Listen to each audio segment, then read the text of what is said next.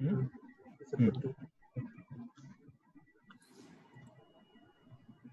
morning, everyone.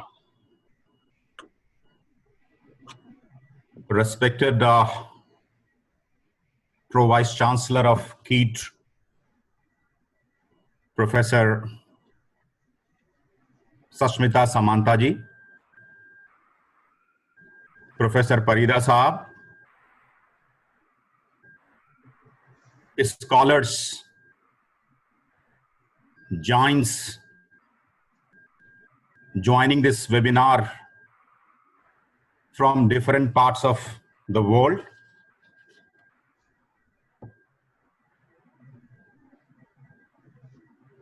At the outset, I compliment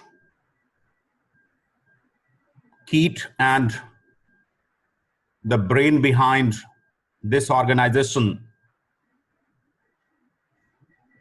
Madam Samantha, for bringing us to one platform on a very topical theme, the lives and livelihood in current pandemic time, COVID-19. I'm also thankful to Professor Parida for giving me opportunity to be amongst you.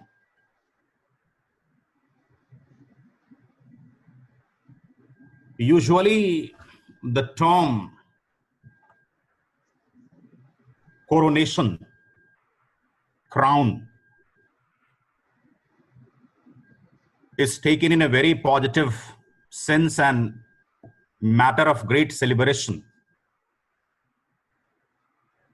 But this crown, the Latin name for which is corona,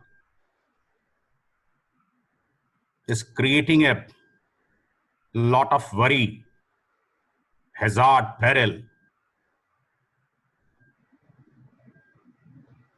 There are different ways to look at the present times, and compliments to previous speakers. They have been very elaborate and detailed in covering almost all aspects of COVID-19. To me, the cause of anxiety is coming from the lack of any previous knowledge, because it is human tendency to see things on the basis of what knowledge is there acquired from the past. But this SARS-CoV-2, what we are calling as COVID-19, about this we don't have any past knowledge. Though there have been 2 outbreaks of corona in the past, in 2002 and 2012, but in the name of SARS and MERS, but this SARS-CoV-2 is entirely new. Therefore, it is causing a lot of pressure, worry, anxiety, and uncertainty. And the measures taken by the government,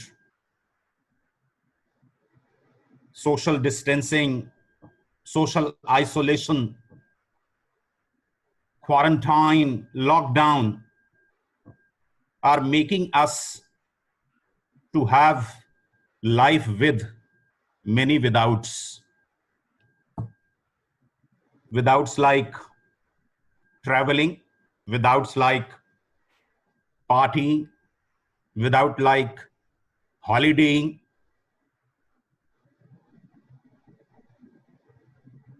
These withouts,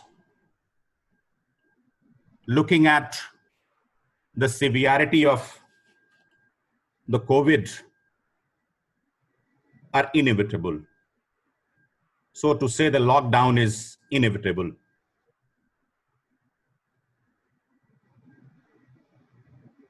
Needless to say that this COVID undoubtedly is a health issue both in terms of human health and economic health.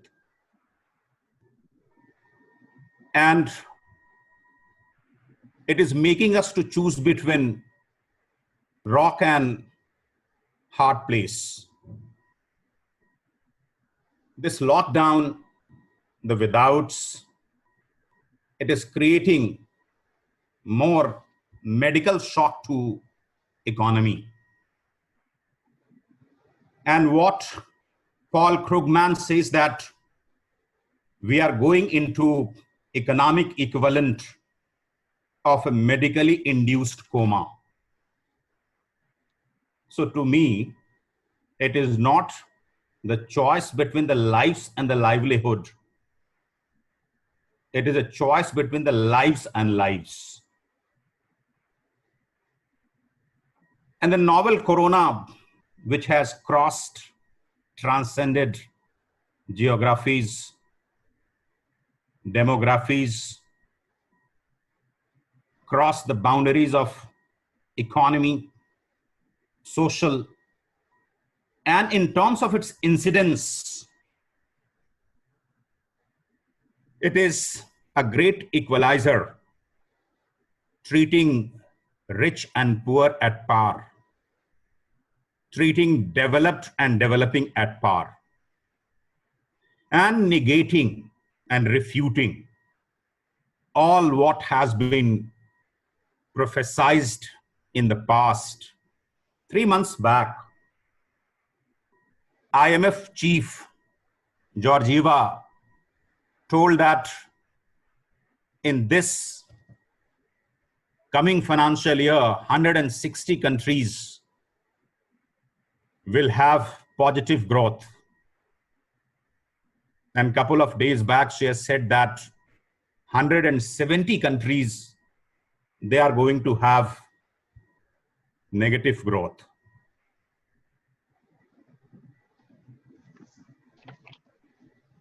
This negative growth, this economic aspect, the choice between the lives and lives,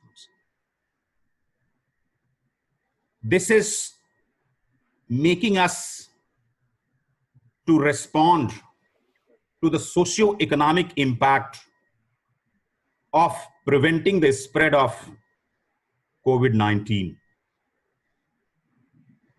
Though adhering to new social contract between the government and citizens, we are locked down. But the duration of pandemic and social distancing in poverty-stricken slums and densely populated cities will raise a couple of difficult questions. And distancing what has been focused to address its own dialectics in terms of prophylaxis versus therapy, in terms of pathogen versus antigen. But this distancing is disrupting the economy. Markets have plummeted due to fear of this corona-driven recession, travel restrictions and quarantines affecting millions of people. And there is no way out apparent to cope with lost revenue, disrupted supply chain, and a resulting shutdown of the factories and restricted movements. Economists after economists across the globe, they have dismissed the idea of quick and sharp response and V-shaped recovery, arguing that in post-COVID period, many businesses will disappear. And why not?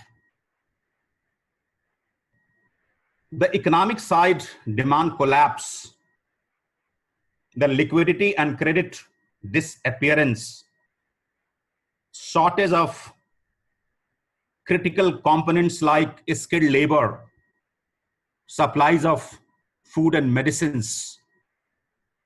This is causing negative to stock pessimism there in the market. Though Professor Samantha has been able to give you a lot of data related to this pandemic, a small data I will share with you about the occupational configuration of India vis-a-vis urban and rural spread. When we look at the urban population across the globe, 55% population currently is there in the urban areas, and estimates are that by 2050, the urban population would be 68%. Following the suits, in India, the urban population is currently 1/3, 34.1%. Out of this, 11.8% urban population is of casual employment. 41.8% people are having regular salary or wages. And 32.4% urban population is having self-employment. Contrary figures for rural India, in case of casual employment, casual labor, it is 25%. For regular wage and salary, it is 12.7%. And the self-employment in the rural areas is 52%. And as 50% of the GDP of this country is coming from the informal sector, which is not coming there in the fiscal net, and the larger part of rural India is not there in the fiscal net, the migration of labor force in present difficult times from cities to rural areas, this will further add to our problem. I will come to this point little later. Let's look at a concept a couple of years back, which we adopted, universal basic income, which some developed countries adopted. So we also went for adopting UBI. Professor Rangarajan Committee's report says that universal basic income for rural India should be 972 rupees per month. And for urban India, it should be 1,407 rupees per month. If we take this figure UBI, which every individual should have as per the mandate, then ensuring this UBI, we have to have 1.43 trillion rupees per month, whereas our total GDP is 200 trillion rupees. It amounts to 0.7% of our GDP. We need to ensure universal basic income to all those who need, whereas up till now, we have been able to allocate only 1% of the GDP. Therefore, some other measures need to be taken to address this issue. I was talking about migration of labor, unending stream of migration, migrants from urban areas trying to go back to their villages. You saw there in media people flocking at Mumbai Central, demonstrations at Surat, Gujarat, and thousands standing in queue at Anand Vihar, Delhi, to go back to their villages in difficult times because the city where they came in search of a better life, that was not able to hold them for 4 days. And as they are migrating to their rural areas, their villages, because of the loss of income, hunger, starvation, and deep privation, the labor matrix of India will get changed in times to come. If labor understands that this city, if everything is not running normal, then we will not be able to survive, may decide to stay at their home where they are taking their refuge, which they are seeing as a rescue, maybe because of some emotional reasons, maybe because of some psychological reasons, or whatever reasons known to them better. This will exert pressure on factories located in urban areas. If this migrant labor is not coming back in post-COVID period, or proportionately they are not coming back and deciding to stay at rural India, then supply of labor would be a problem. Another issue, as larger part of the labor force is not in the fiscal net, and the more and more labor migrating to the rural areas, the fiscal net will further be loosened.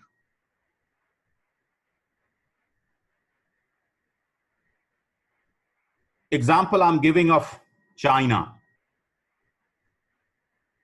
In post-corona period, in recent times, where China started opening their economy, taking orders from different parts of the world for export, they face this problem. On one hand, they face this problem of lesser supply of labor force. On other, as majority of the economies, they are engaged in arresting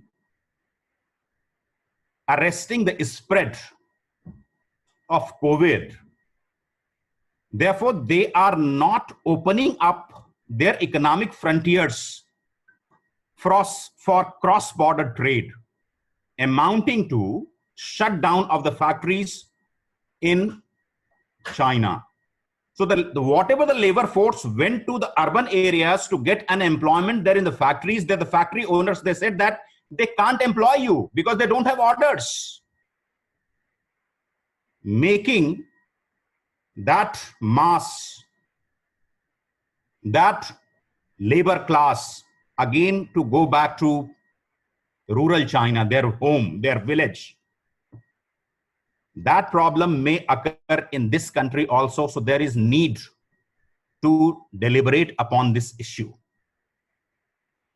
It could be seen that as labor chose to migrate to villages, their homes, rural areas, in order to give them anchorage there, we can think in terms of starting medium and small enterprises in their villages to give them employment, better employment. Maybe it is little lesser than what they are getting there in the urban areas, but this will go for helping them to have the stable stay, more connected to their grounds. And this lesser migration from the rural India to urban India, that will go for giving a foothold to which will cause good to them as well as cause good to industry and good to the economy. India, which is Another issue I'm taking, which is leader in generic drugs production. And for that generic drugs production, India takes its supply from China, the supply of API, active pharmaceutical ingredients. The world is looking at India for supply of generic drugs. We saw there in the news, US demanding, Brazil demanding, Europe demanding. We are able to supply, but with disruption there in the trade within the country and between the countries, we will find that these supplies will not be regular. Therefore, this will further add pressure to the economies. In post-COVID period, industries will be reborn. They will take rebirth. Industries will reassess, reimagine the models of consumption, supply, interaction, and productivity. And industries and citizens, to me, both would be hesitant to go back to the normal economic and social life, at least in near future. Professor Sashmita was talking about online boom, giving good data of TCS, which prophesies that by 2025, majority of the workforce will go online. In present pandemic time, teaching across the globe has gone online. We at Delhi University were also made to move to online.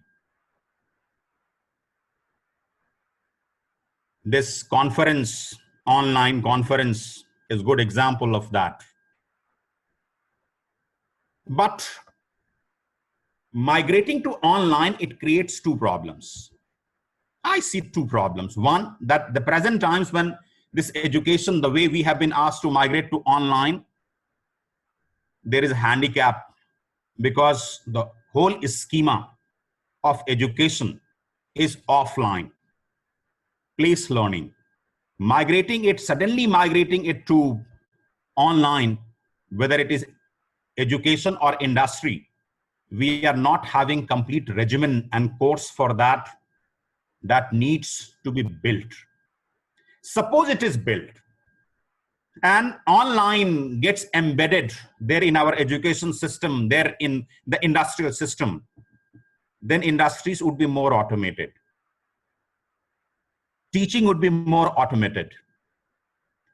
And more automated life, which will, on one hand, will go for reducing the dependence of industry on human, but this will further result into job loss. You may argue, which in the pre-corona period, that technology optimists have been talking about, that there would be job there, the job matrix will get changed, that there would be loss of one kind of the job, but there would be increase of 5, 10 different kinds of the jobs. But in the shorter duration in today's time, if we are migrating, and it is worth remembering that 2019, Government of India announced National Infrastructure Pipeline, making investment to the tune of 100 lakhs crore for building IT infrastructure. If it is done in short time, how we are going to address the issue of skyrocketing unemployment and joblessness? This needs to be addressed. Whenever something of this pandemic comes, then we start talking about preparedness.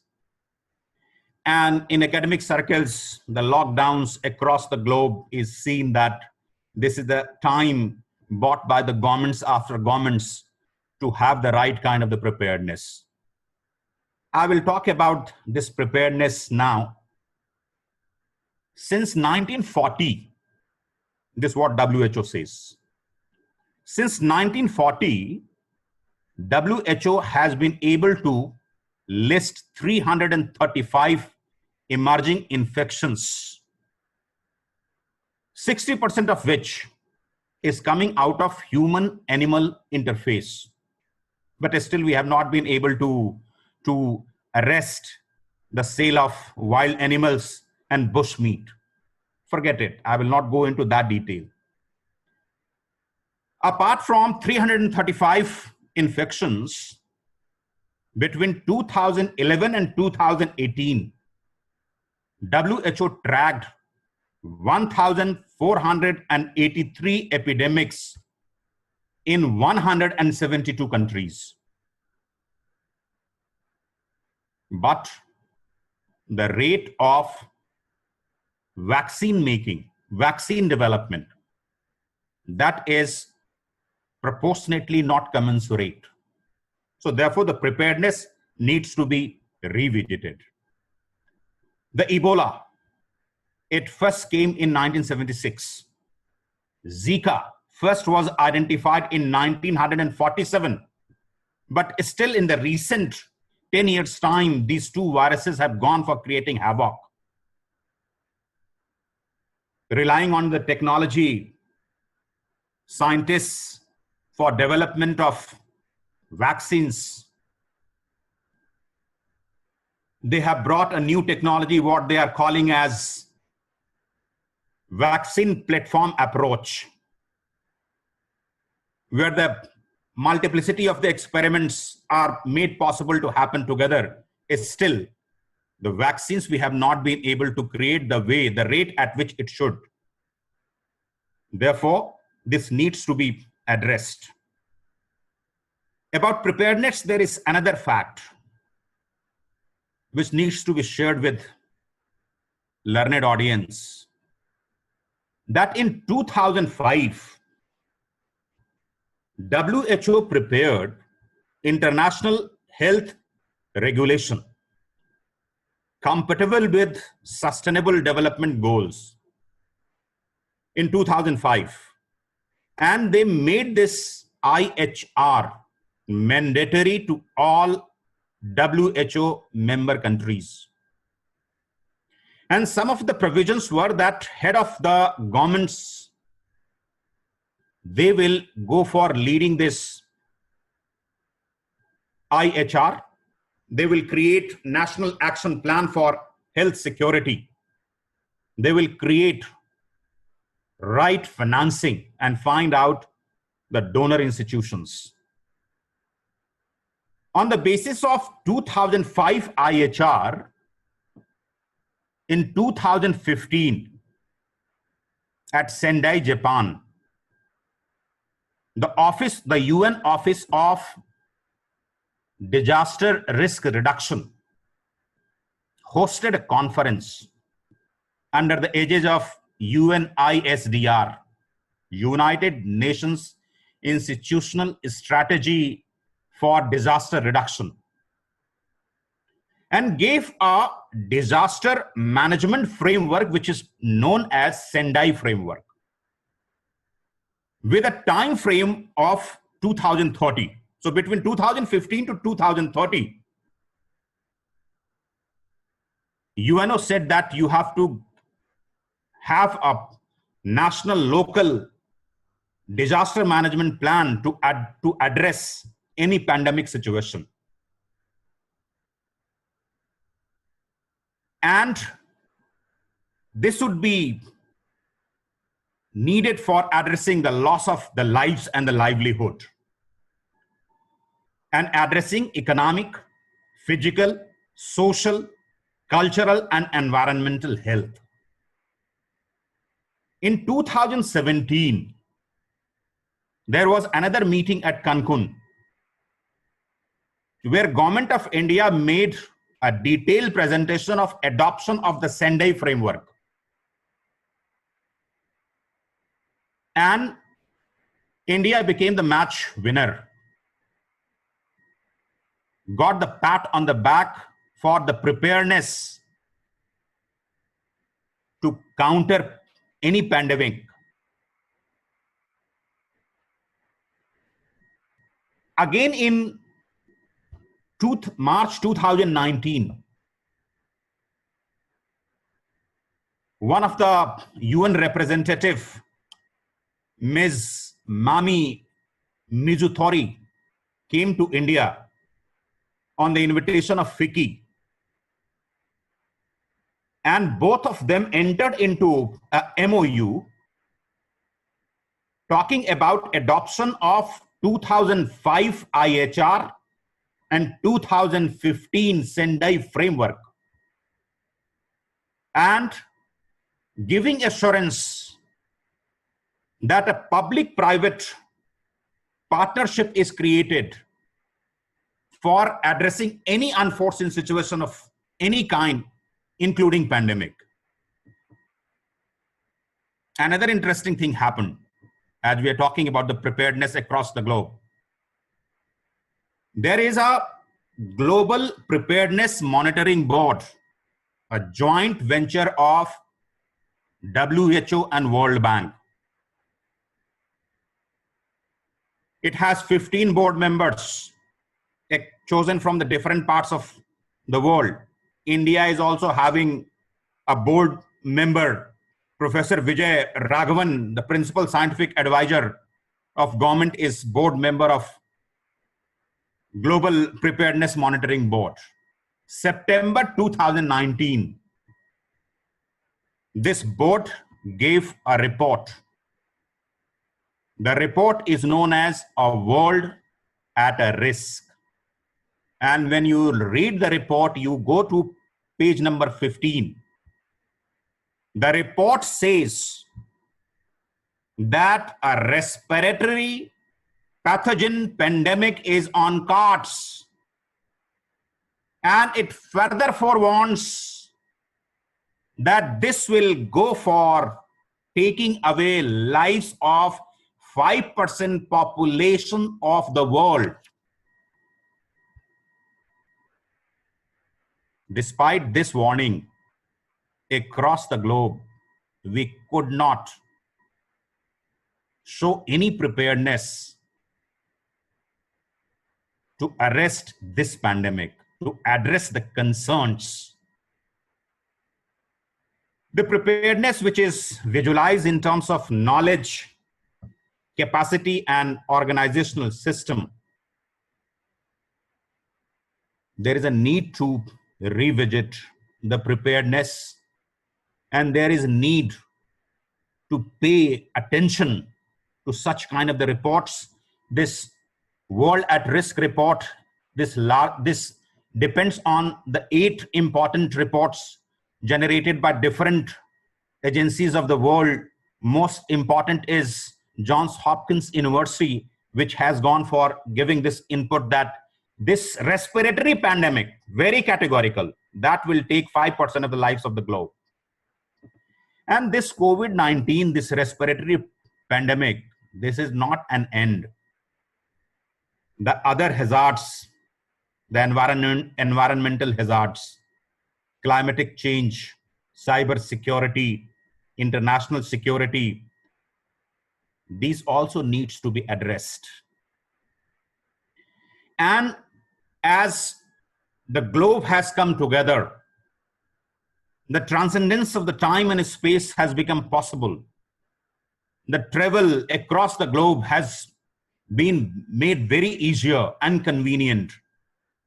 Therefore, these risks are more systemic and they cannot be divided into categories.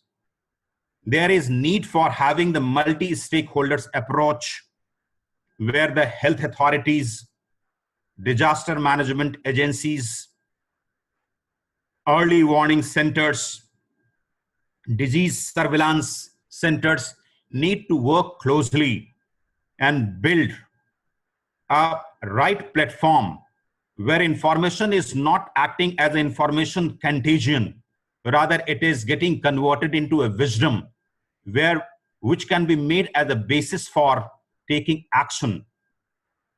And another thing towards the end, I'll say that this whole model of the development, which is so anthropocenic, so centered around the human desire and human needs, that also needs to be visited. In the dialogue of the human desire and the natural design, we have to find a blend, that where to place the human desire and where to place the natural design. If this design dialogue would be taken in the favor of the desire of the humans, this kind of the pandemics will keep on reoccurring. And towards the end, I will end with saying that we have to have the right kind of the surveillance, a very educated surveillance, pandemic surveillance, where we should go for making investments in strategic, operational, and financial